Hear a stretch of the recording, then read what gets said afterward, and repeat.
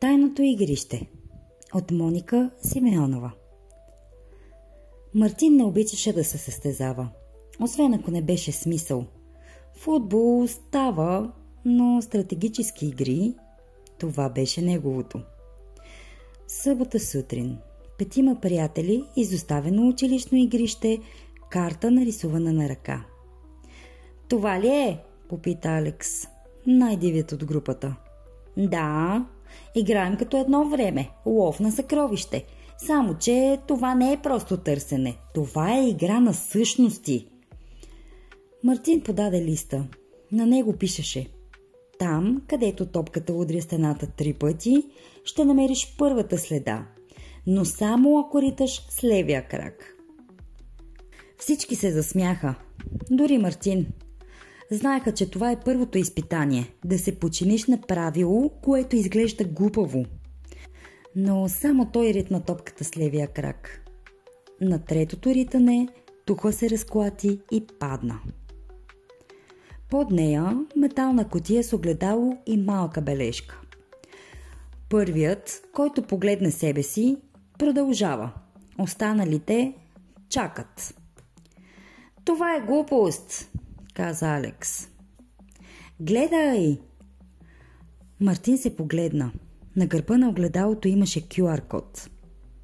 Сканира и излезе гласово съобщение. Само честният ще мине през огъня. Там, където оставихте старите гуми, един ще опита. Отидоха. Там имаше наредени стари гуми. Бяха ги използвали като препятствия. В средата жар, останало от вчерашния огън. Някой си прави шега.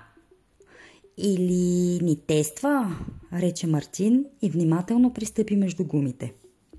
Под едната стъклен буркан с бележка и малка дървена фигурка на рицар. Този, който не мами, преминава в последния кръг. Няма награда, само въпрос. Те го погледнаха озадачено. Мартин отвори последната кутия.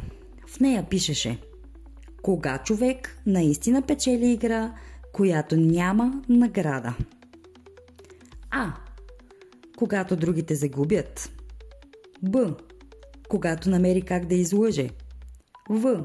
Когато научи нещо, което не е знаел. И Г. Когато откаже да играе. Мартин затвори очи. В. Това не беше игра. Това беше тест на самите нас. Точно тогава, зад старите гуми, се отвори капак. Паянтов люк, водещ към подземно мазе, стар склад на училището. Вътре кашони с неизползвани спортни екипи, инструменти, книги и табела, покрита с прах.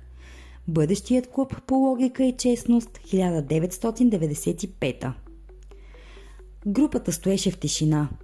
Знаете ли какво значи това? Че някой преди нас е създал игри, които учат на нещо истинско, а ние сме ги открили, без да мамим. И значи можем да ги продължим? Край.